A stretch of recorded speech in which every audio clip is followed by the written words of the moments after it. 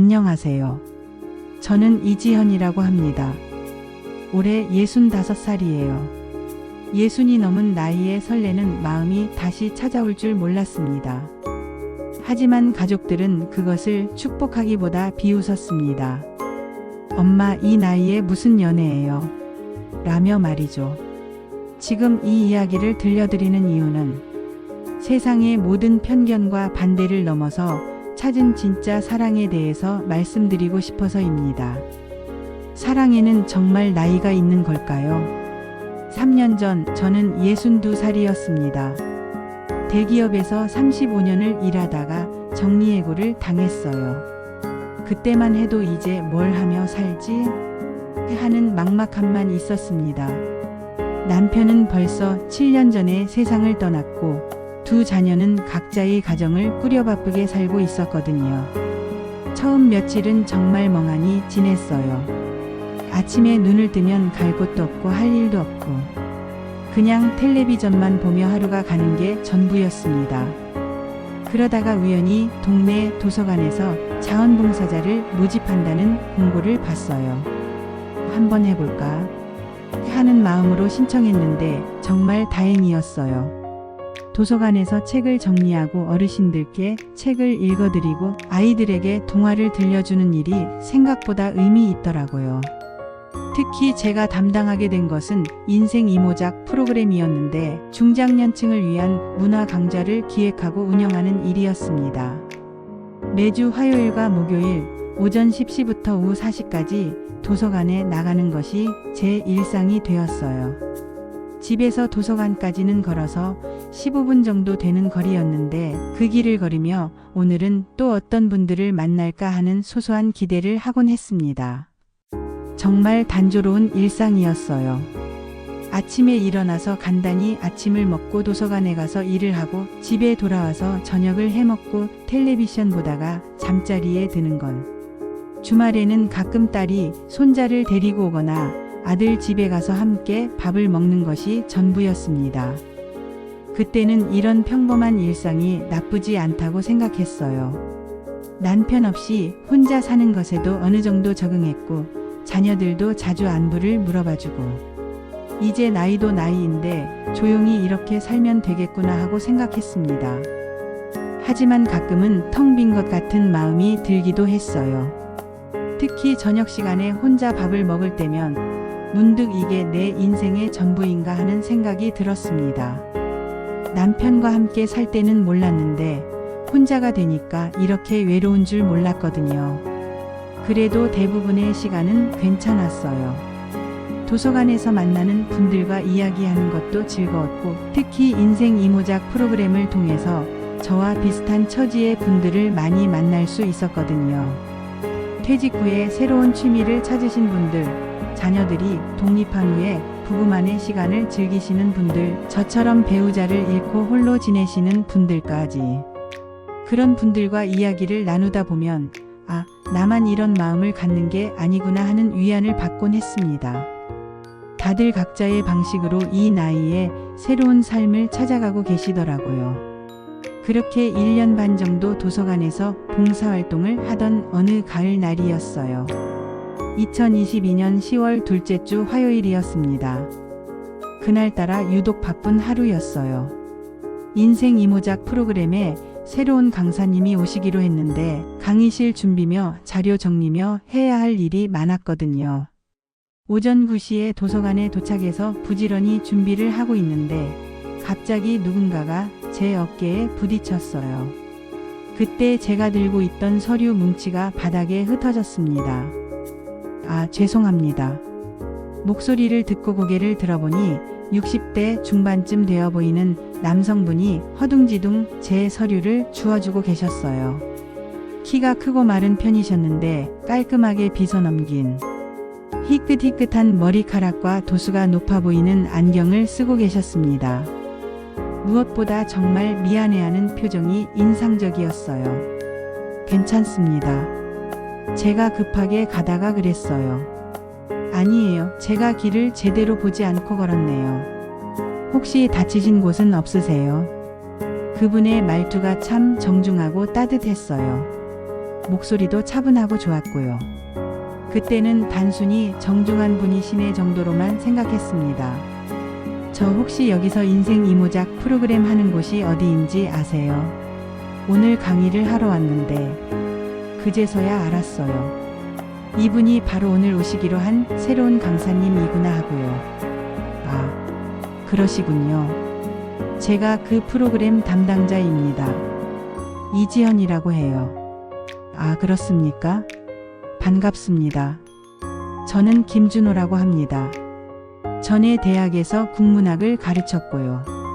그렇게 우리의 첫 만남이 시작되었어요.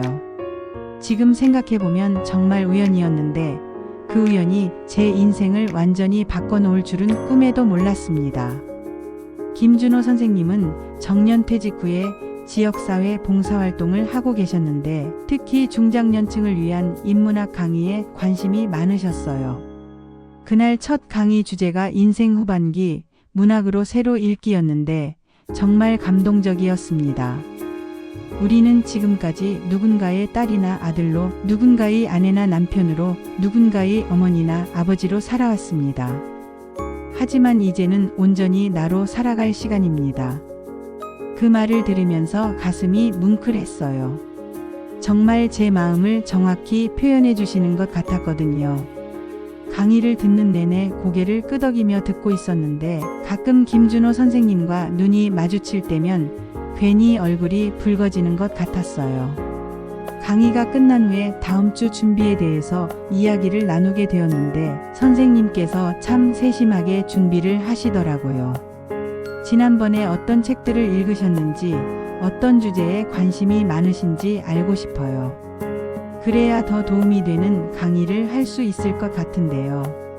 그렇게 1시간 넘게 이야기를 나누었는데 정말 오랜만에 이렇게 깊이 있는 대화를 나눠본 것 같았어요. 단순히 일상적인 안부 인사가 아니라 책에 대해서, 인생에 대해서, 앞으로의 계획에 대해서 진지하게 이야기를 나누는 것이 이렇게 즐거운 일인 줄 몰랐습니다. 그 다음 주부터 김준호 선생님의 강의가 정기적으로 시작되었어요. 매주 화요일 오후 2시부터 4시까지 2주에 한 번씩 오시기로 했거든요. 그런데 신기한 것은 강의가 없는 날에도 선생님께서 도서관에 오시더라고요. 책도 좀 보고 새로운 강의 준비도 하려고 왔어요.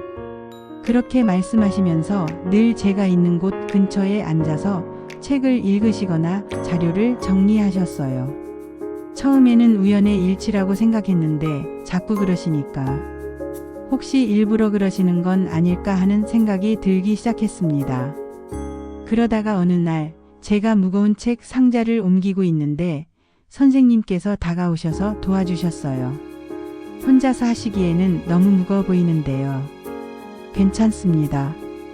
이런 일에는 익숙해요.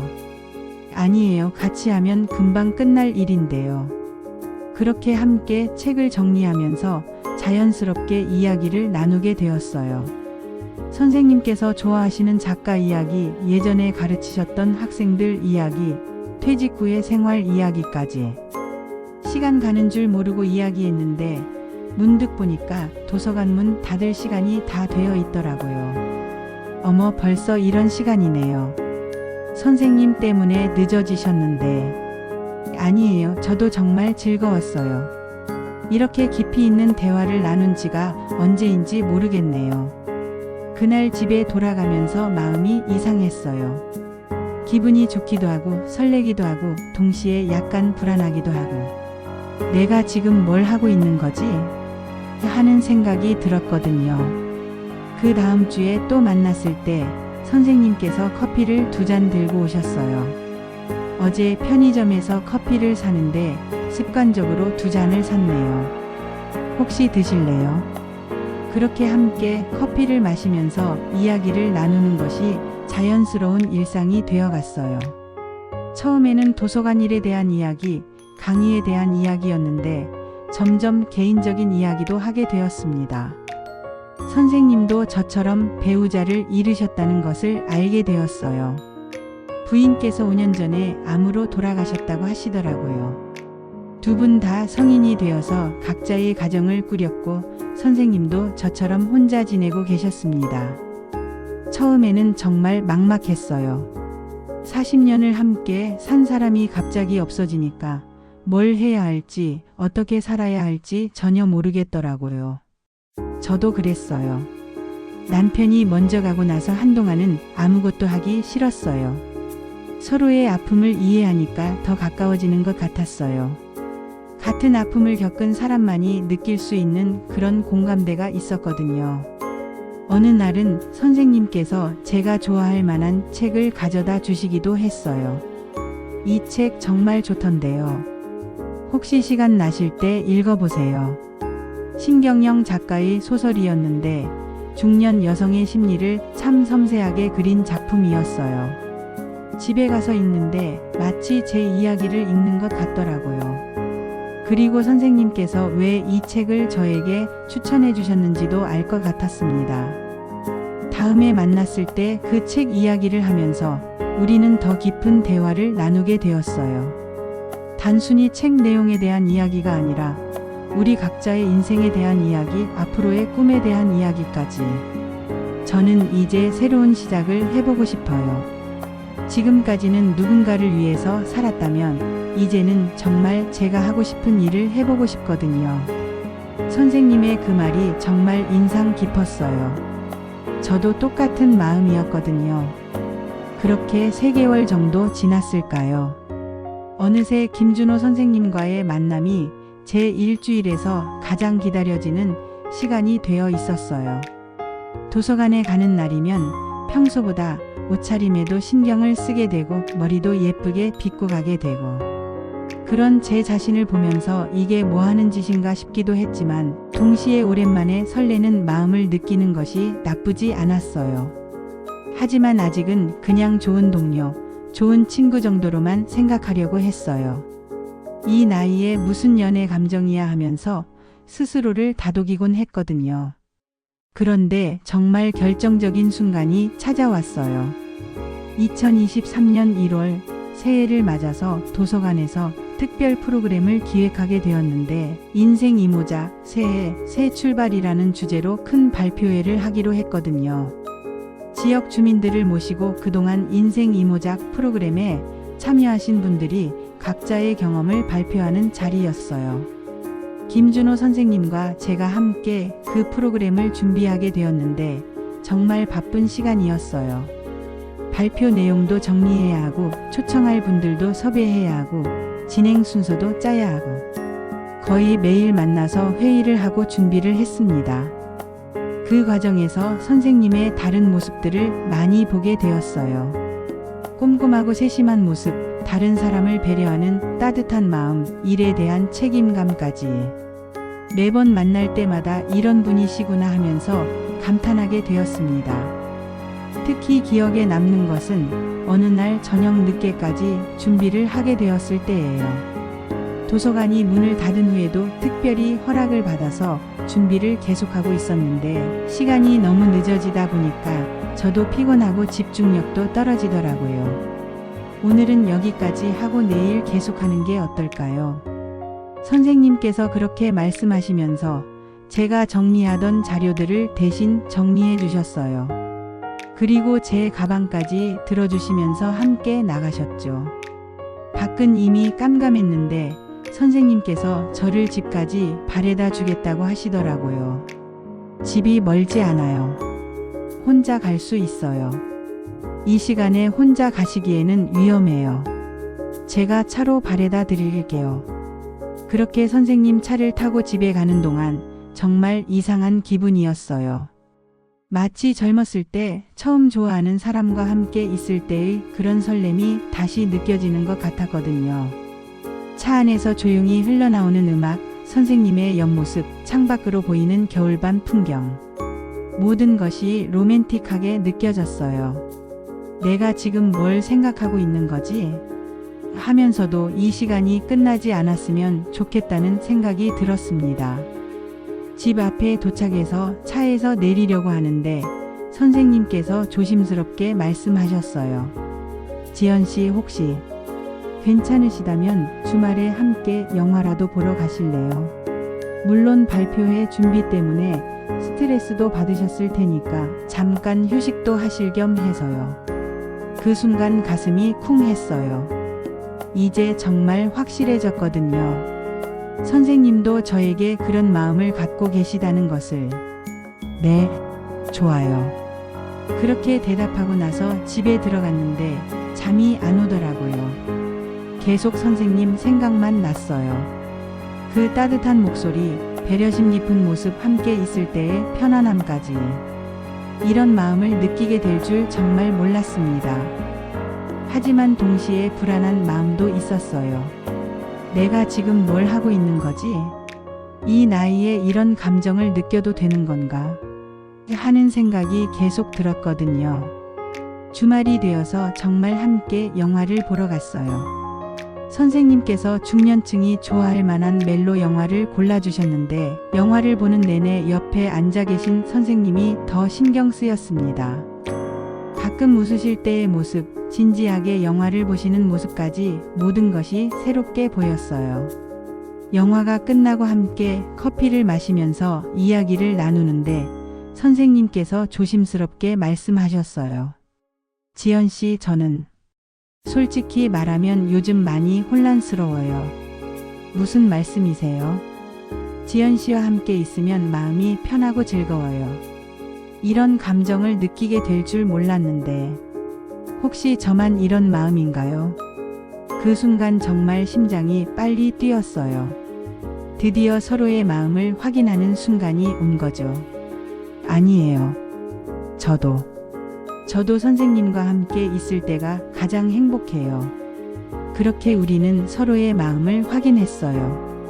하지만 동시에 둘 다 많이 조심스러워 했습니다.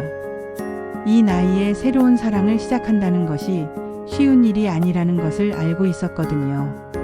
발표의 날이 다가왔어요. 그동안 열심히 준비했던 결과를 보여드리는 날이었는데 아침부터 긴장되더라고요. 그런데 이상하게 김준호 선생님 때문에 더 긴장되는 것 같았어요. 잘못하면 선생님 앞에서 실수하게 될까 봐 걱정이 되었거든요. 발표회 당일 지역 주민 200여 명이 오셨어요. 생각보다 많은 분들이 관심을 가져주셔서 정말 감사했습니다. 프로그램은 순조롭게 진행되고 있었는데 제가 마지막 정리 발표를 할 차례가 되었어요. 평소에는 사람들 앞에서 말하는 것을 어려워하지 않았는데 그날따라 유독 떨리더라고요. 마이크를 잡고 단상에 올라서는데 갑자기 머릿속이 하얘졌어요. 준비해간 내용이 전혀 기억나지 않는 거예요. 그렇게 말을 못하고 있는데 청중들이 웅성거리기 시작했어요. 얼굴이 빨개지고 손에 땀이 나고 정말 당황스러웠습니다. 이럴 때 어떻게 해야 할지 모르겠더라고요. 그때 김준호 선생님께서 단상 옆으로 다가오셨어요. 그리고 저에게만 들릴 수 있을 정도의 작은 목소리로 말씀하셨습니다. 괜찮습니다. 당신 옆에 제가 있습니다. 그 한마디에 마음이 진정되었어요. 갑자기 용기가 생기더라고요. 선생님이 옆에 계시니까 무슨 일이 있어도 괜찮을 것 같았거든요. 죄송합니다. 너무 긴장했네요. 그렇게 말하고 나서 차분히 발표를 시작했어요. 준비해간 내용도 다시 기억났고 말도 자연스럽게 나왔습니다. 가끔 선생님을 바라보면 격려하는 눈빛으로 저를 바라보고 계시는 것을 느낄 수 있었어요. 발표가 끝나고 나니까 청중들에서 박수가 나왔어요. 정말 뿌듯했습니다. 그런데 그것보다 더 감동적이었던 것은 선생님의 그 한마디였어요. 괜찮습니다. 당신 옆에 제가 있습니다. 그 순간 저는 확실히 알았어요. 이분이 제가 평생 기다려온 사람이라는 것을. 발표회가 끝나고 정리를 다 한 후에 선생님과 함께 조용한 카페에 갔어요. 그동안 쌓인 이야기도 하고 오늘 있었던 일에 대해서도 이야기를 나누었습니다. 오늘 정말 고생 많으셨어요. 발표도 정말 훌륭했고요. 선생님 덕분이에요. 그때 옆에서 힘이 되는 말씀을 해주시지 않았다면 어떻게 됐을지 몰라요. 저는 당연한 일을 했을 뿐이에요. 지연 씨가 힘들어 하시는 것을 그냥 볼 수는 없었거든요. 그때 선생님께서 제 손을 살짝 잡으셨어요. 따뜻하고 부드러운 손이었는데 그 순간 정말 오랜만에 누군가의 따뜻함을 느꼈습니다. 지연 씨, 우리 이제 솔직해져도 될까요? 무슨 말씀이세요? 저는 지연 씨를 좋아해요. 단순히 동료나 친구로서가 아니라 한 사람의 여성으로서 좋아합니다. 그렇게 고백을 받는 순간 눈물이 날 것 같았어요. 남편이 세상을 떠난 후로 이런 말을 들어본 것이 처음이었거든요. 그동안 혼자라는 것에 익숙해졌다고 생각했는데 이렇게 누군가가 저를 좋아한다고 말해주니까 마음이 뭉클했습니다. 저도 선생님을 좋아해요. 많이요. 그렇게 우리는 서로의 마음을 확인했어요. 62세와 64세에 시작된 사랑이었습니다. 그날부터 우리의 관계는 완전히 달라졌어요. 도서관에서 만날 때도 이전과는 다른 특별함이 있었고 함께 있는 시간들이 더욱 소중하게 느껴졌습니다. 선생님은 정말 섬세한 분이셨어요. 제가 좋아할 만한 책을 가져다 주시기도 하고 날씨가 추우면 따뜻한 차를 준비해 주시기도 하고 특히 기억에 남는 것은 제 생일날이었어요. 생일이라고 특별히 말씀드린 적은 없었는데 어떻게 아셨는지 작은 케이크와 꽃을 준비해 오셨더라고요. 어떻게 제 생일을 아셨어요? 지난번에 신분증을 보여주실 때 살짝 봤어요. 미리 축하드린다고 말씀드리고 싶었는데 깜짝 선물을 드리고 싶어서 참았습니다. 그런 세심함이 정말 감동이었어요. 오랜만에 생일을 의미 있게 보내는 것 같았거든요. 주말에는 함께 산책도 하고 전시회도 보러 가고 맛있는 식당도 찾아다니고 마치 20대 연인들처럼 데이트를 즐겼습니다. 처음에는 이 나이에 이런 걸 해도 되나 싶었는데 함께 있으면 나이 따위는 중요하지 않다는 생각이 들었어요. 특히 함께 책을 읽는 시간이 좋았어요. 같은 책을 읽고 나서 서로의 생각을 나누는 것, 서로 다른 관점에서 해석하는 것을 듣는 것이 정말 즐거웠습니다. 남편과는 이런 대화를 나눠본 적이 없었거든요. 지연 씨는 이 소설의 주인공을 어떻게 생각하세요? 저는 조금 안타까워요.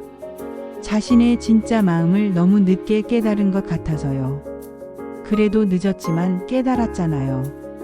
평생 모르고 살았을 수도 있는 건데 그런 대화를 나누면서 우리 자신의 이야기를 하는 것 같기도 했어요. 우리도 늦게 만났지만 만날 수 있어서 정말 다행이라는 생각이 들었거든요. 그렇게 3개월 정도 행복한 시간을 보냈는데 서서히 주변 사람들이 눈치채기 시작했어요. 도서관에서 우리가 함께 있는 시간이 많다 보니까 다른 자원봉사자들이나 도서관 직원들이 수군거리기 시작한 거죠. 요즘 지연 씨랑 김 선생님이랑 많이 친해지신 것 같네요. 뭔가 분위기가 예사롭지 않은데요. 처음에는 그냥 웃어 넘겼는데 점점 그런 시선들이 부담스러워지기 시작했어요. 특히 제가 속해 있던 중년 부인들 모임에서 노골적으로 이야기가 나오기 시작했습니다. 지연아, 요즘 도서관에서 남자 선생님이랑 자주 함께 다닌다면서. 그냥 일 때문에 그런 거예요. 일이야 일이지만 사람들이 보기에는 좀 그렇지 않을까? 나이도 나이인데. 그런 말들을 들으니까 기분이 좋지 않았어요. 우리가 뭘 잘못했다는 건지, 왜 사람들이 그런 시선으로 보는 건지 이해할 수 없었거든요. 더 큰 문제는 자녀들이었어요. 딸아이가 먼저 눈치챘는데 어느 날 집에 놀러와서 은근히 떠보더라고요. 엄마, 요즘 기분이 좋아 보여요. 무슨 좋은 일 있어요? 별일 없어. 그냥 도서관 일이 재미있어서 그런가 봐. 혹시 도서관에서 좋은 분이라도 만나셨어요? 그때 딸의 표정이 심상치 않더라고요. 뭔가 이미 알고 있는 것 같은 느낌이었어요. 왜 그런 소리를 하니? 아니에요. 그냥 엄마가 예전보다 밝아 보여서요. 며칠 후에 아들에게서 전화가 왔어요. 엄마, 저 좀 만나서 이야기할 게 있어요. 만나서 이야기를 나누는데 역시나 제 예상이 맞았어요. 엄마, 혹시 도서관에서 어떤 남자분이랑 가까이 지내시는 거 맞아요? 누가 그런 소리를 했니? 엄마 친구분이 우연히 보셨다고 하네요. 함께 영화도 보러 가시고 카페에서 이야기도 나누시고. 아들의 목소리에서 불편함이 느껴졌어요. 마치 제가 뭔가 잘못된 일을 하고 있다는 식으로 말하는 것 같았거든요. 그게 뭐가 잘못된 거니? 엄마도 친구 정도는 있을 수 있는 거 아니야? 친구야 당연히 있으실 수 있죠. 하지만 주변에서 보기에는 그냥 친구 사이가 아닌 것 같다고 하던데요. 그래서 엄마, 이 나이에 그런 거 하시면 안 되죠. 주변에서 뭐라고 하겠어요? 그 말을 듣는 순간 정말 화가 났어요. 내가 뭘 잘못했다는 건지, 왜 이 나이에는 그런 감정을 가지면 안 된다는 건지 이해할 수 없었거든요. 내가 뭘 잘못했니? 좋은 사람 만나서 행복하게 지내는 게 뭐가 잘못된 거야?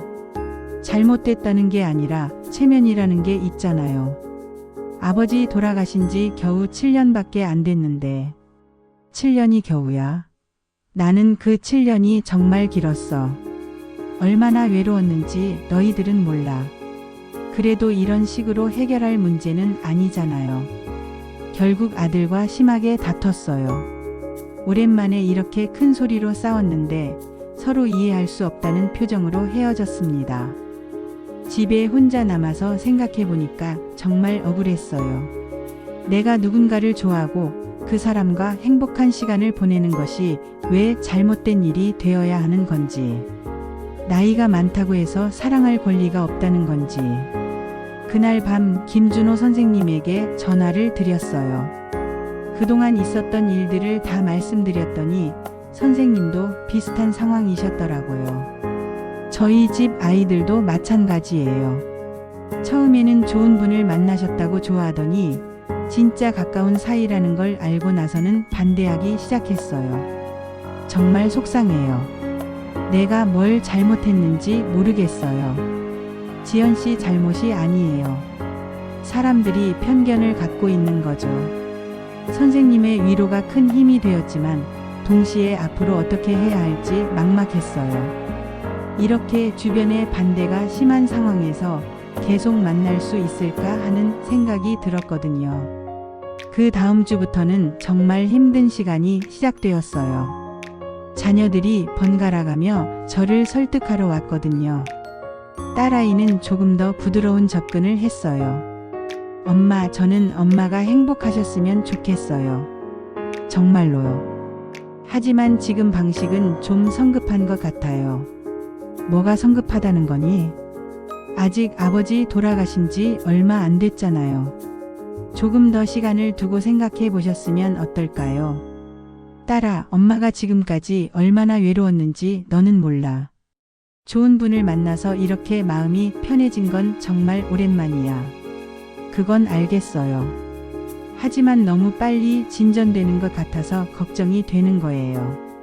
딸아이는 그래도 제 마음을 이해하려고 노력하는 것 같았는데 아들은 완전히 반대 입장이었어요. 엄마, 솔직히 말씀드릴게요. 그 남자분이 엄마를 진짜 좋아해서 만나는 건지 아니면 다른 목적이 있는 건지 확실하지 않잖아요. 무슨 소리니? 준호 씨가 그런 분이 아니야. 엄마는 어떻게 확신하세요? 요즘 노인들 상대로 사기치는 사람들도 많다고 하던데. 야, 이 자식아. 내가 지금 뭔 소리를 하고 있는 거니? 저는 엄마를 걱정해서 하는 말이에요. 혹시 재산 때문에 접근하는 건 아닌지. 그 말을 듣는 순간 정말 기가 막혔어요. 제 아들이 이런 식으로 생각하고 있다니. 김준호 선생님이 얼마나 진실한 분인지 모르면서 이런 의심을 하다니요. 너는 엄마가 그것도 구분 못하는 바보라고 생각하니?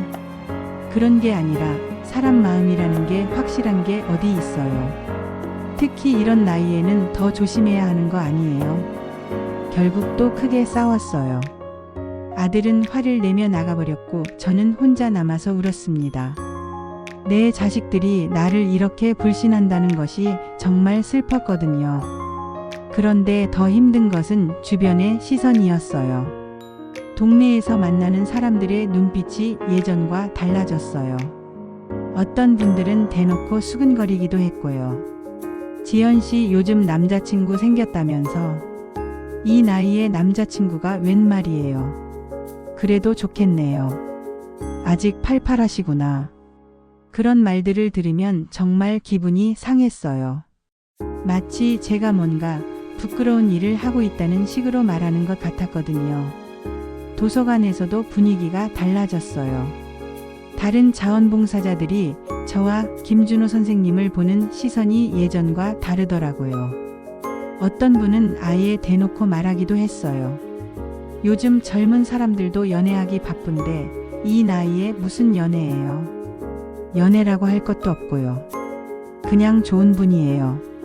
좋은 분이면 조용히 친구로 지내시지 왜 이렇게 티를 내세요? 이런 말들을 들으면서 점점 위축되기 시작했어요.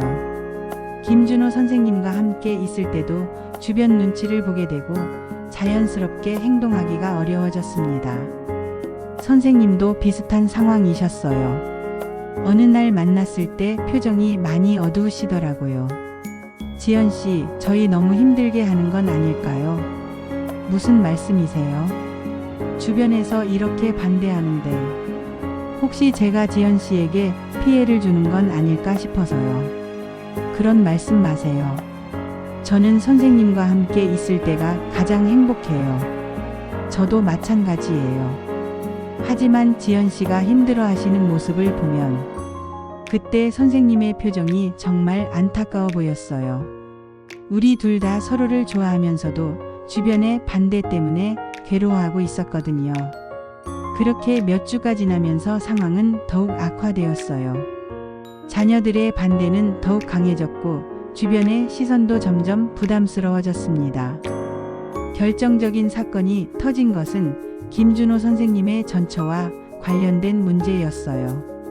선생님께서 전처분과 결혼했을 때 함께 산 집이 아직 전처 명의로 되어 있었는데 그 집을 정리하는 문제로 갈등이 생긴 거예요. 전처 쪽 가족들이 김준호 선생님이 새로운 여자를 만나고 있다는 소문을 듣고는 재산 문제를 빌미로 시비를 걸기 시작한 거죠. 김 선생님이 새로 만나는 여자 때문에 우리 엄마 유산을 포기하라는 거 아니에요. 그런 게 아닙니다. 단순히 집을 정리하자는 이야기였는데 어쨌든 새로운 여자가 생기니까 갑자기 집 정리 이야기가 나오는 거잖아요. 그런 일이 있고 나서 김준호 선생님께서 많이 힘들어 하셨어요. 저 때문에 이런 문제까지 생겼다면서 자책하시더라고요.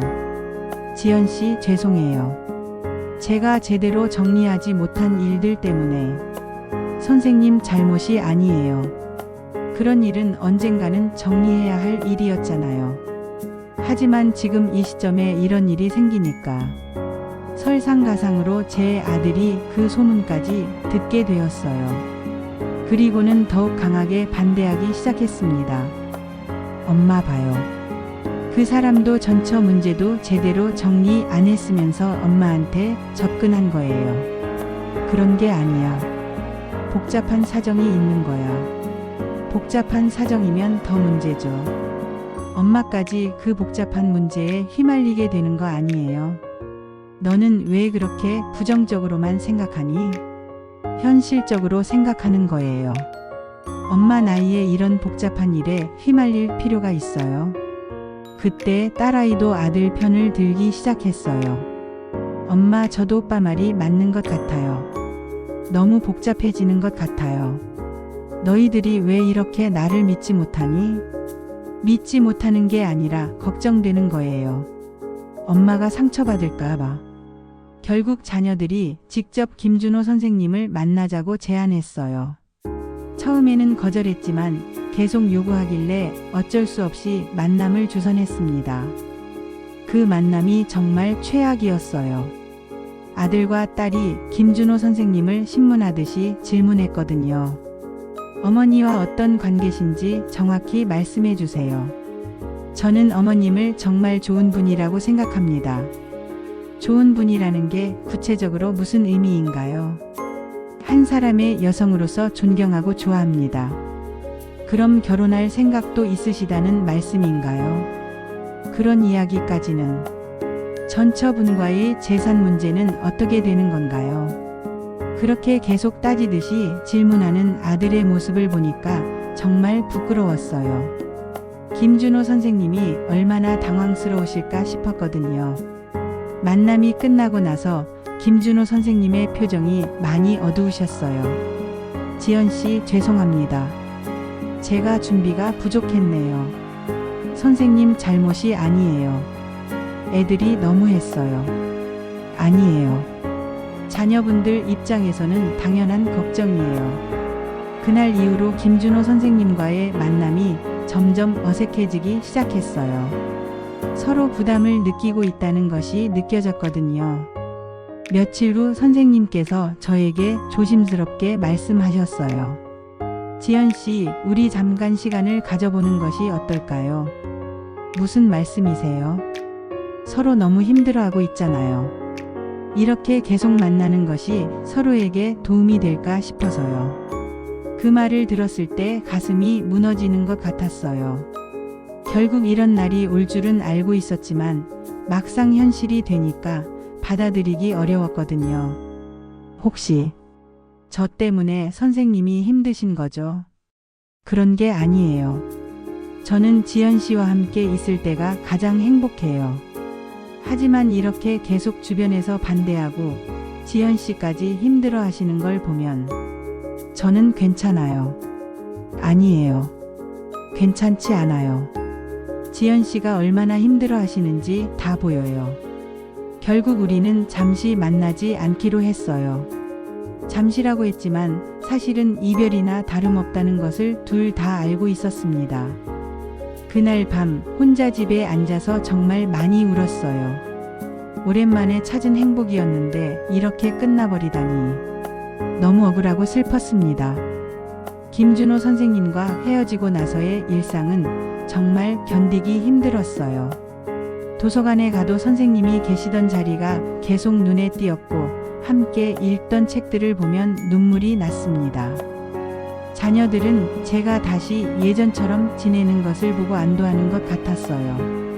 엄마, 이제 마음이 좀 편해지셨죠?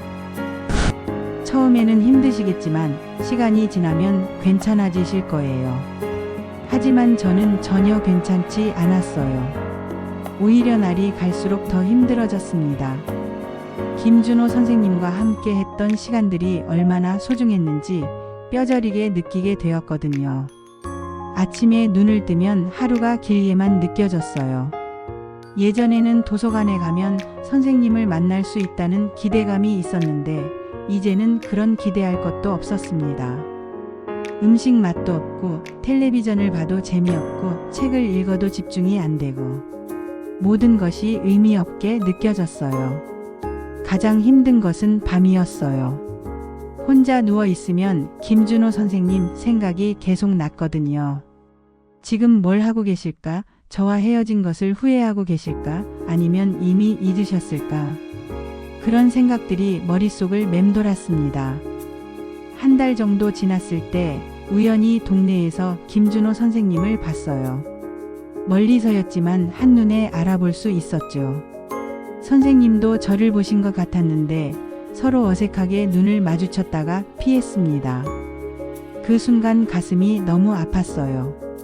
이렇게 멀어져야 하는 건지, 좋아하는 마음이 있는데도 이렇게 포기해야 하는 건지 정말 억울했습니다. 집에 와서 거울을 보니까 제 모습이 많이 초췌해져 있더라고요.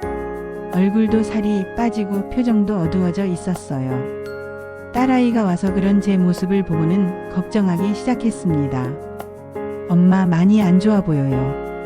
병원에 가보시는 게 어때요? 아픈 곳은 없어. 그냥 좀 피곤할 뿐이야. 정말 괜찮으세요? 요즘 식사도 제대로 안 하시는 것 같고. 딸아이의 걱정 어린 목소리를 들으니까 미안한 마음이 들었어요. 제가 이렇게 힘들어하는 모습을 보여드리고 싶지 않았는데 괜찮다고 했잖아. 너무 걱정하지 마. 하지만 딸아이는 계속 걱정했어요. 그리고 며칠 후에 아들까지 와서 저를 설득하기 시작했습니다. 엄마, 이제 그분 일은 잊으시고 다른 일을 찾아보세요. 새로운 취미라도 만들어 보시고. 난 지금도 도서관에서 봉사활동하고 있어. 그게 아니라 완전히 새로운 건 말이에요. 여행이라도 다녀오시든지. 자녀들은 제가 김준호 선생님을 잊기를 바라고 있었어요. 하지만 저는 잊고 싶지 않았습니다. 그 짧은 시간이었지만 정말 행복했던 순간들을 왜 잊어야 한다는 건지 이해할 수 없었거든요. 그렇게 2달 정도가 지났을 때 정말 뜻밖의 일이 벌어졌어요. 도서관에서 새로운 문화 프로그램을 기획하는 회의가 있었는데 김준호 선생님께서 다시 오신다는 소식을 들었거든요. 처음에는 회의에 참석하지 않으려고 했어요. 선생님을 만나면 더 힘들어질 것 같았거든요. 하지만 도서관 관장님께서 제가 꼭 참석해야 한다고 하셔서 어쩔 수 없이 가게 되었습니다. 회의실에 들어갔을 때 김준호 선생님께서 이미 앉아 계셨어요. 2달 만에 보는 선생님의 모습도 많이 초췌해 보이셨어요. 살도 빠지시고 표정도 어두워져 있었습니다. 서로 눈을 마주쳤을 때 가슴이 쿵 했어요. 여전히 이분을 좋아하고 있다는 것을 다시 한번 확인하게 되었거든요. 안녕하세요. 안녕하세요. 정말 어색한 인사였어요. 예전에는 그렇게 자연스럽게 이야기를 나누던 사이였는데 이제는 인사도 어색하게 해야 하는 사이가 되어버렸습니다. 회의는 새로운 독서 프로그램에 대한 것이었는데 집중이 전혀 안 되더라고요. 계속 김준호 선생님만 신경 쓰이고 선생님의 목소리만 귀에 들어왔습니다. 회의가 끝나고 다른 분들은 모두 나가셨는데 저와 김준호 선생님만 남아있게 되었어요. 서로 뭔가 말하고 싶었지만 어떻게 시작해야 할지 모르겠더라고요. 지연 씨, 네, 그동안 어떻게 지내셨어요? 그냥 그럭저럭요. 선생님은요? 저도 비슷해요. 그렇게 어색한 대화를 나누고 있는데 갑자기 김준호 선생님께서 진지한 표정으로 말씀하셨어요. 지연 씨, 저는 이 2달 동안 정말 많이 생각해 봤어요. 무슨 생각을요? 우리가 헤어진 것이 정말 옳은 일이었는지에 대해서요. 그 말을 들었을 때 가슴이 두근거렸어요. 혹시 선생님도 저와 같은 마음이신 건 아닐까 하고. 저는 지연 씨 없는 이 2달이 정말 의미 없었어요. 아무것도 하기 싫고 아무것도 재미없고 그냥 하루하루 버티기만 했어요. 저도 마찬가지였어요. 세상이 뭐라 해도 나는 당신 없이는 의미가 없습니다. 그 순간 눈물이 날 뻔했어요. 제가 그동안 듣고 싶었던 말이었거든요. 하지만 주변에서 계속 반대하는데 그래서 더 생각해 봤어요. 우리가 왜 다른 사람들의 눈치를 보며 살아야 하는지에 대해서요. 김준호 선생님의 목소리에 확신이 있었어요. 2달 전에 주저하시던 모습과는 완전히 달랐습니다. 지연 씨, 우리 다시 시작해봐요. 이번에는 떳떳하게 당당하게. 하지만 애들이, 자녀분들도 결국은 어머님의 행복을 바라실 거예요. 처음에는 반대하셔도 시간이 지나면 이해해 주실 겁니다. 정말 그럴까요? 저는 확신해요. 그리고 설사 반대하신다고 해도 우리의 남은 날들은 우리가 선택해야 하는 거 아닐까요? 선생님의 그 말에 큰 용기가 생겼어요. 그동안 제가 너무 다른 사람들의 시선만 신경 쓰고 살았구나 하는 생각이 들었거든요. 좋아요. 다시 시작해봐요. 그렇게 우리는 다시 만나기 시작했어요. 하지만 이번에는 숨어서 만나는 것이 아니라 떳떳하게 만나기로 했습니다.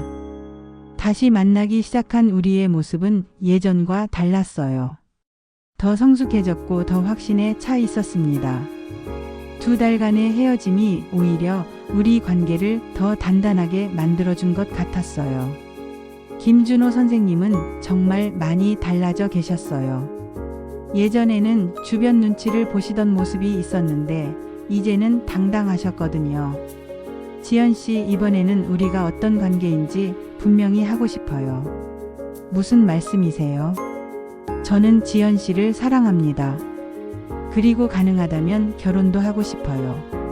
그렇게 명확하게 말씀해 주시니까 제 마음도 확실해졌어요. 저도 선생님을 사랑해요. 그리고 함께 남은 인생을 보내고 싶어요. 그렇게 우리는 서로의 마음을 확실히 했어요. 그리고 이번에는 주변의 반대에 굴복하지 않기로 결심했습니다.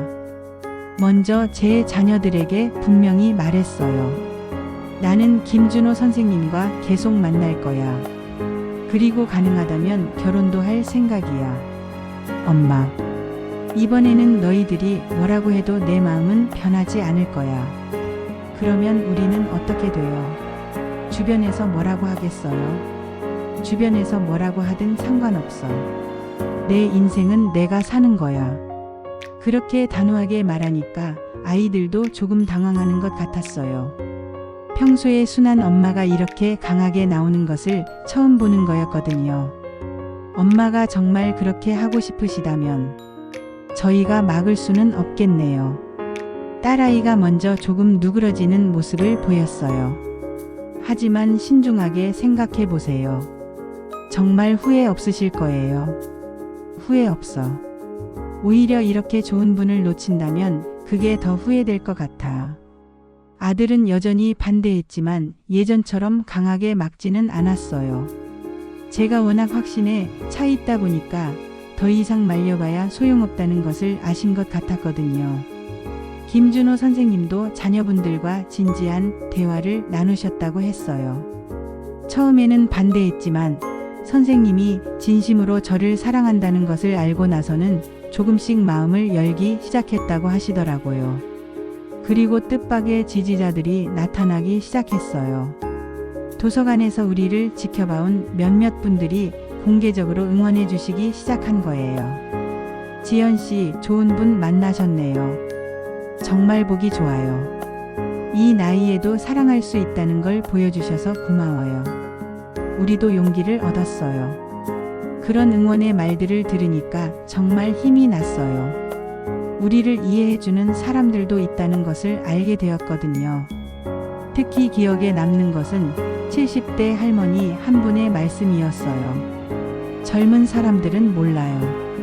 우리 나이에 누군가를 사랑한다는 게 얼마나 소중한 일인지, 그냥 함께 있는 것만으로도 얼마나 큰 위안이 되는지.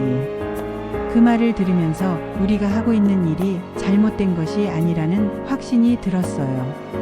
6개월 정도 공개적으로 만나면서 서로에 대한 확신이 더욱 커졌어요. 그래서 김준호 선생님과 저는 정식으로 결혼하기로 결정했습니다. 지연 씨, 우리 이제 정말 가족이 되어봐요. 네, 정말 그러고 싶어요.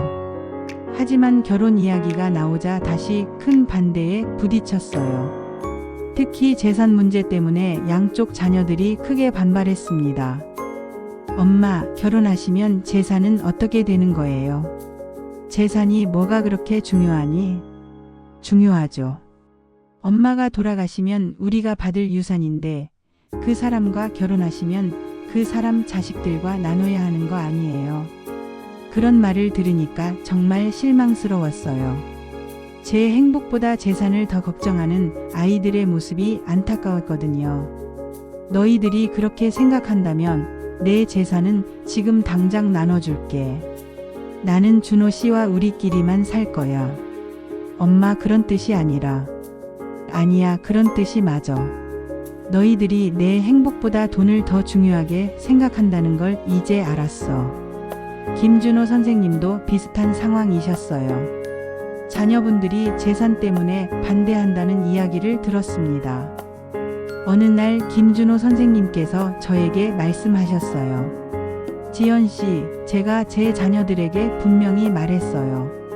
뭐라고 하셨어요? 재산은 나눠줄 수 있습니다. 하지만 제 사랑은 제 선택입니다.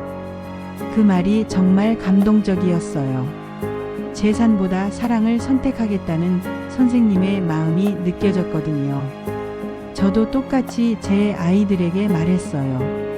너희들이 원한다면 지금 당장 내 재산을 정리해서 나눠줄게.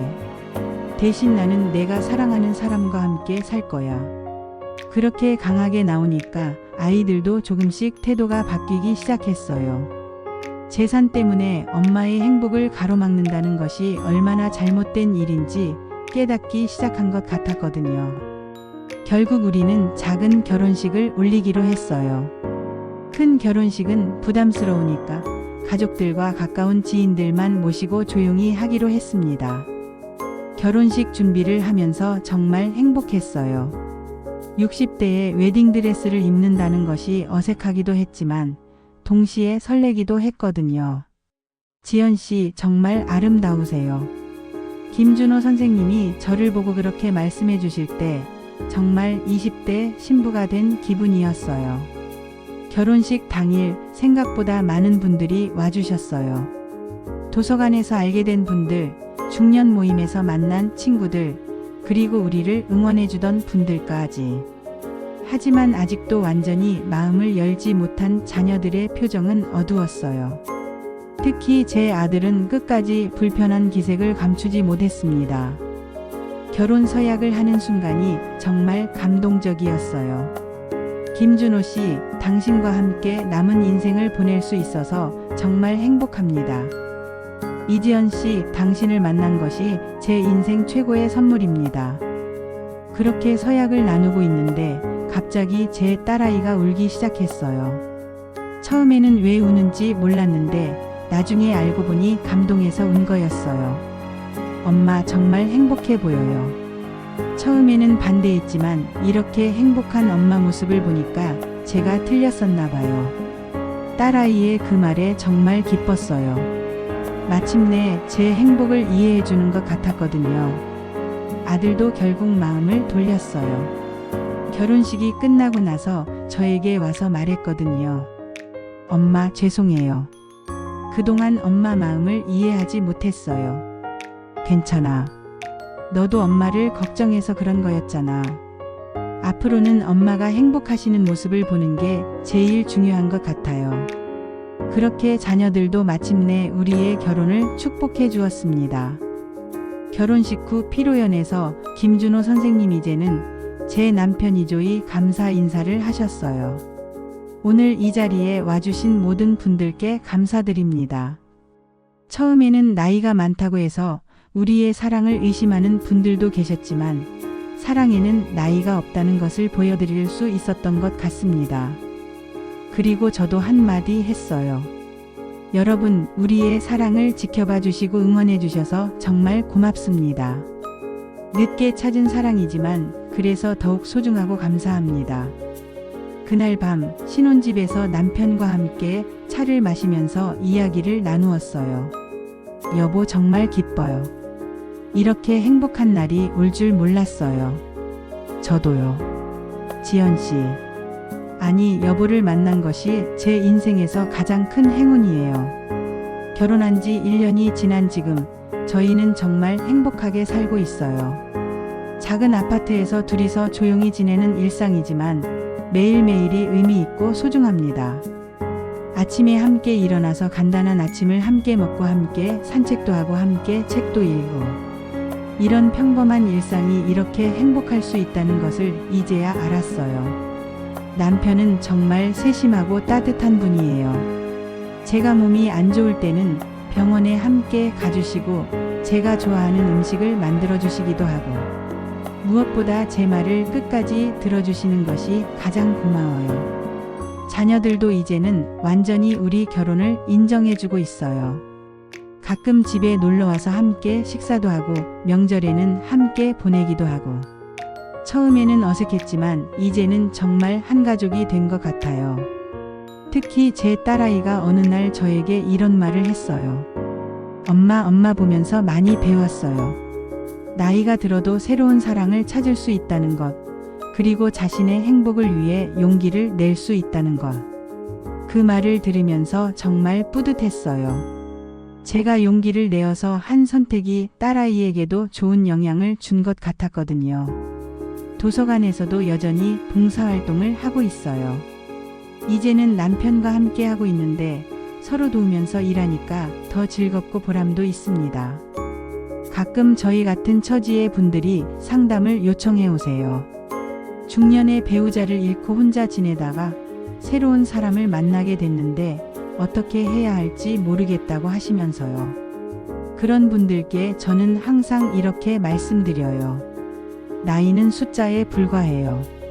중요한 것은 지금 내 마음이 어떤지, 그리고 그 사람과 함께 있을 때 행복한지예요. 주변에서 반대한다고 해서 포기하지 마세요.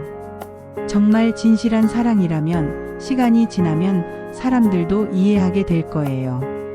무엇보다 자신의 행복을 위해 용기를 내세요. 남은 인생이 얼마 없다고 생각하지 말고 지금부터가 진짜 시작이라고 생각하세요. 저희 부부를 보고 용기를 얻었다는 분들이 많으세요. 그런 말을 들을 때마다 저희가 선택한 길이 옳았다는 확신이 듭니다. 작은 집 식탁에서 아침을 함께 맞으며 남편과 이런 이야기를 나누었어요. 여보, 우리가 처음 만났을 때를 생각해 보세요. 그때는 이렇게 될 줄 꿈에도 몰랐죠. 정말 그래요. 도서관에서 서류가 떨어졌을 때 그게 운명의 시작이었는지 누가 알았겠어요. 사람 일은 정말 모르는 것 같아요. 언제 어떤 일이 일어날지. 그래서 더 소중한 거겠죠. 매일매일을 감사하게 여겨야 하는 것 같아요. 그렇게 이야기를 나누면서 문득 이런 생각이 들었어요. 사랑은 나이가 아니라 놓지 않는 용기라는 걸 이제 알았습니다. 첫 남편과 함께 했던 30년도 소중했지만 지금 이 순간도 똑같이 소중해요. 아니, 어떤 면에서는 더 소중할지도 모르겠어요. 이 나이에 이런 사랑을 다시 경험할 수 있다는 것 자체가 기적 같은 일이니까요.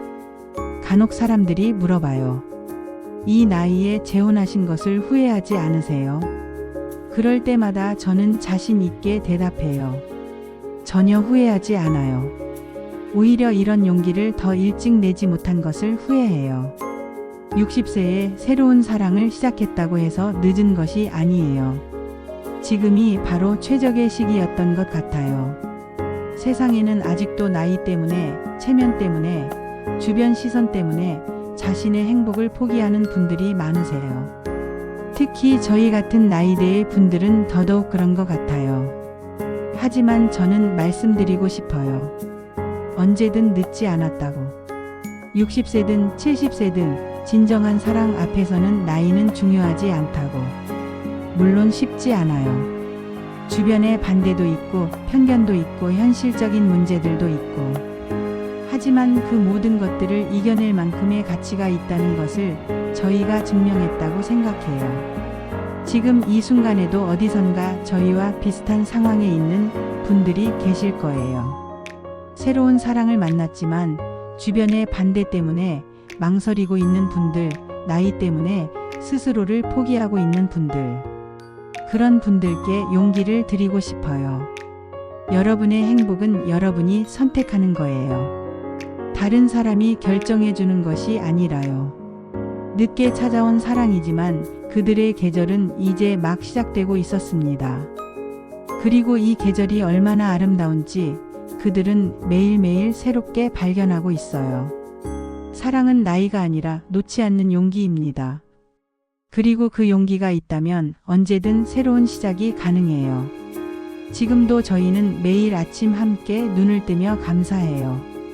이런 사랑을 다시 경험할 수 있게 해준 운명에게, 서로를 만나게 해준 그 우연에게, 그리고 포기하지 않고 끝까지 용기를 낸 우리 자신에게. 여러분도 언젠가는 이런 행복을 경험하실 수 있을 거라고 믿어요. 나이는 정말 숫자에 불과하니까요. 지금 이 이야기를 들려드리는 시점에서 저희가 결혼한 지 벌써 3년이 되었어요. 65세와 67세가 된 저희는 여전히 신혼부부처럼 다정하게 지내고 있습니다. 3년이라는 시간 동안 정말 많은 일들이 있었어요. 좋은 일도 있었고 힘든 일도 있었지만 그 모든 것들을 함께 겪으면서 더욱 단단한 부부가 되었다고 생각해요. 작년에는 남편이 건강상 문제로 병원에 입원하게 되었어요. 처음에는 정말 걱정이 많았는데 그때 제가 남편 곁에서 간병을 하면서 깨달은 것이 있었어요. 아, 이래서 부부구나. 젊었을 때의 사랑은 열정적이고 낭만적이었다면 이 나이의 사랑은 더 깊고 실질적이에요. 서로의 아픔을 나누고 서로를 돌보고 서로에게 의지하는 것. 그것이 진짜 사랑이라는 것을 이제야 알았습니다. 남편이 퇴원한 후에 저에게 이런 말을 했어요. 여보 덕분에 빨리 나을 수 있었어요. 여보가 옆에 있어주니까 무서움도 없고 힘도 났어요. 그 말을 들으면서 정말 뿌듯했어요. 제가 누군가에게 이렇게 필요한 존재가 될 수 있다는 것이 감사했거든요. 요즘에는 함께 작은 텃밭을 가꾸고 있어요. 아파트 옥상에 작은 공간을 빌려서 상추, 토마토, 고추 같은 것들을 기르고 있는데 이게 생각보다 재미있어요. 여보, 우리가 기른 토마토가 이렇게 맛있을 줄 몰랐네요. 그러게요. 직접 기르니까 더 맛있는 것 같아요. 그런 소소한 일상들이 모두 행복이에요. 젊었을 때는 뭔가 특별한 일이 있어야 행복하다고 생각했는데 이제는 함께 있는 것 자체가 행복입니다. 자녀들과의 관계도 많이 좋아졌어요. 처음에는 어색했지만 이제는 정말 한 가족이 된 것 같아요. 특히 손자, 손녀들이 저희를 정말 좋아해요. 할머니, 할아버지랑 사이좋게 지내서 보기 좋아요. 너희 할머니, 할아버지도 언젠가는 이렇게 사랑하며 살았을 거야. 그런 말을 들으면서 저희가 아이들에게도 좋은 본보기가 되고 있다는 생각이 들어요. 나이가 들어도 서로 사랑하며 살 수 있다는 것을 보여주고 있는 거죠. 저희가 결혼한 이후로 주변에서 비슷한 사례들이 많이 늘어났어요. 60대, 70대의 새로운 사랑을 찾는 분들이 예전보다 훨씬 많아졌거든요.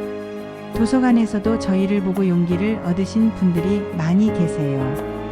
어떤 할머니는 75세에 새로운 분을 만나셨다고 하시더라고요. 지연 씨 부부 보고 용기 얻었어요.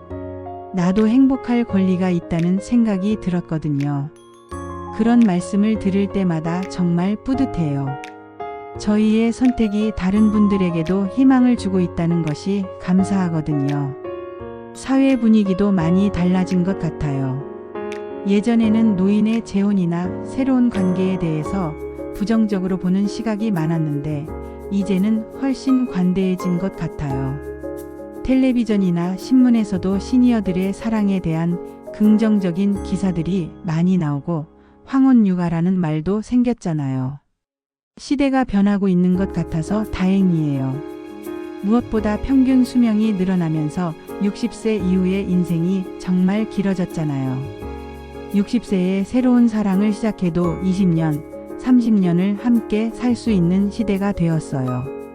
인생 100세 시대의 60세는 정말 중년이에요. 남편이 그렇게 말씀하실 때마다 정말 그런 것 같아요. 우리에게는 아직 많은 시간이 남아있고 그 시간을 행복하게 보낼 권리가 있어요. 저희가 결혼한 후에 비슷한 상황의 분들을 많이 만나게 되었어요. 그분들의 이야기를 들어보면 저희와 비슷한 어려움을 겪으셨지만 결국 행복을 찾으신 분들이 많더라고요. 한 분은 68세에 20년 만에 첫사랑을 다시 만나서 결혼하셨어요. 어렸을 때 헤어졌다가 각자 결혼해서 살다가 배우자를 모두 잃고 나서 우연히 다시 만나게 된 거예요. 60년 만에 다시 만난 첫사랑이었는데 그 설렘이 그대로 남아있더라고요. 그분의 이야기를 들으면서 정말 신기했어요. 사랑의 감정이라는 것이 나이와 상관없이 그대로 남아있을 수 있다는 것을 알게 되었거든요. 또 다른 분은 70세에 처음으로 진짜 사랑을 경험하셨다고 해요. 젊었을 때는 중매 결혼을 해서 사랑보다는 의무감으로 살았는데 배우자가 돌아가신 후에 만난 분과 진짜 사랑을 하게 된 거예요. 70세에 처음으로 연애 편지를 써봤어요. 설레서 잠도 못 잤답니다. 그런 이야기들을 들으면서 사랑에는 정말 나이가 없다는 것을 다시 한번 확신하게 되어요. 물론 모든 분들이 다 행복한 결말을 맞은 것은 아니에요. 자녀들의 강한 반대로 결국 헤어지신 분들도 계시고 건강상의 문제로 어려움을 겪으시는 분들도 계시고요. 하지만 중요한 것은 그분들 모두 후회하지 않으신다는 거예요. 비록 오래 함께 하지는 못했더라도 그 시간만으로도 충분히 의미가 있었다고 하시거든요. 짧았지만 정말 행복한 시간이었어요. 그 시간이 있었기 때문에 나머지 인생도 의미 있게 살 수 있을 것 같아요. 그런 말씀을 들으면서 저는 정말 운이 좋았다는 생각이 들어요. 남편을 만나서 지금까지 행복하게 살고 있으니까요. 요즘 젊은 분들을 보면 연애와 결혼에 대해서 너무 빨리 포기하는 것 같아서 안타까워요. 20대, 30대에 몇 번 실패했다고 해서 나는 연애 체질이 아니야. 결혼은 글렀어. 이렇게 말하는 분들이 많더라고요. 하지만 저희를 보세요. 60대에 만나서도 이렇게 행복할 수 있어요. 인생은 정말 길고 언제 어떤 일이 일어날지 모르는 거예요. 제 손녀가 대학생인데 어느 날 저에게 이런 말을 했어요. 할머니 보면서 연애에 대한 생각이 많이 바뀌었어요. 너무 조급해하지 말고 천천히 기다려도 되는구나 하는 생각이 들었어요. 그래, 사랑은 조급하게 찾는 게 아니야. 때가 되면 자연스럽게 찾아오는 거야. 그런데 혹시 평생 못 만나면 어떡해요? 그래도 괜찮아. 혼자서도 충분히 행복할 수 있거든. 다만 기회가 오면 놓치지 말라는 거야. 젊은 분들에게 정말 하고 싶은 말이 있어요. 사랑에는 정해진 시기가 없다는 거예요. 20대에 만나든 60대에 만나든 진짜 사랑이라면 그때가 바로 최적의 시기예요. 그리고 나이 듦을 두려워하지 말라는 거예요.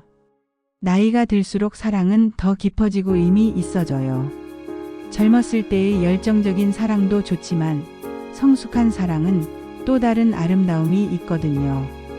이제 이 긴 이야기를 마무리할 시간이 되었네요. 지금까지 제 이야기를 들어주셔서 정말 고맙습니다. 저는 이 이야기를 통해서 여러분께 용기를 드리고 싶었어요.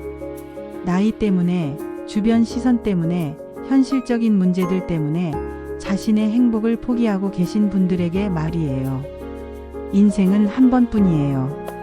그리고 그 한 번의 인생에서 행복할 권리는 누구에게나 있어요. 20대든 60대든 상관없이 말이에요. 물론 쉽지 않아요. 저희도 많은 어려움을 겪었고 때로는 포기하고 싶었던 순간들도 있었어요. 하지만 그 모든 것을 이겨내고 지금의 행복을 얻을 수 있었던 것은 포기하지 않았기 때문이에요. 사랑은 나이가 아니라 놓지 않는 용기다. 이것이 제가 이 3년 동안 깨달은 가장 중요한 진리예요. 지금도 어디선가 새로운 사랑 때문에 고민하고 계신 분들이 계실 거예요. 주변에서 반대하고 현실적인 문제들이 많고 불확실한 미래 때문에 망설이고 계실 거예요. 그런 분들께 제가 감히 말씀드리고 싶어요. 용기를 내세요. 여러분의 행복은 여러분이 선택하는 거예요. 나이는 정말 숫자에 불과해요. 중요한 것은 지금 이 순간 여러분의 마음이 어떤지, 그 사람과 함께 있을 때 정말 행복한지예요. 주변에서 뭐라고 하든, 세상이 어떻게 바라보든 그건 중요하지 않아요. 중요한 것은 여러분 자신의 마음이에요. 저희처럼 늦게 찾은 사랑이라도 괜찮아요. 오히려 더 소중하고 의미 있을 수도 있어요. 인생의 쓴맛 단맛을 다 겪어본 후에 만나는 사랑은 더 깊고 진실하거든요. 하지만 사랑하는 사람이 없어도 절망하지 마세요. 혼자서도 충분히 행복할 수 있어요. 다만 기회가 오면 놓치지 말고 그 기회를 위해 항상 마음을 열어두세요.